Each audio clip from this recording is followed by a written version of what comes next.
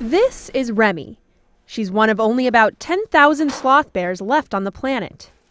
But the 4-month-old cub has become the object of international attention, mostly because of her unusual upbringing. Callie gave birth on December 29th, and the first cub that she gave birth to, she did consume while she was in labor with the other 2 cubs. So we monitored her closely for about a week while she reared the other 2 cubs. Everything was going well, and then all of a sudden she consumed a second cub and left the 3rd cub alone in the den, and that's when we became concerned.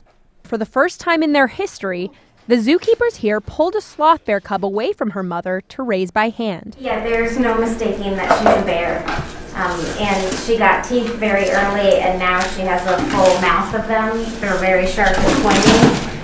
And we wear, long, heavy sweaters on 70-degree days. Generally, we want cubs to be raised by their mothers. We don't want to hand rear. Hand rearing is always a last resort. Why would a mother consume her own babies, especially 15-year-old Callie, who successfully raised cubs in Seattle? Zookeepers can't be sure, but they say carnivores in the wild will sometimes eat offspring that appear ill to protect the family. It's a very different perspective than what humans have. A human would not eat their child. Obviously, that would not be socially acceptable. But for an animal in the wild, if they weren't to consume it and left a carcass laying around, that would attract a predator. Sloth bears eat insects. They're insectivores. But the National Zoo's cub isn't eating crickets quite yet.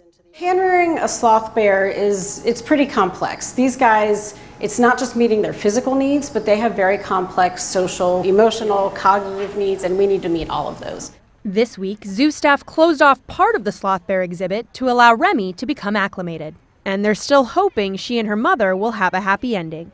We've been letting her run around in her mom's enclosure when her mom is outside. So she's getting that scent, and very soon we're going to start visual introductions between the cub and her mom. The zoo says it's hard to know whether Callie will recognize Remi as her own cub. She may not be able to mother her physically at this point, but socially we're hoping that she could be a mother figure for her.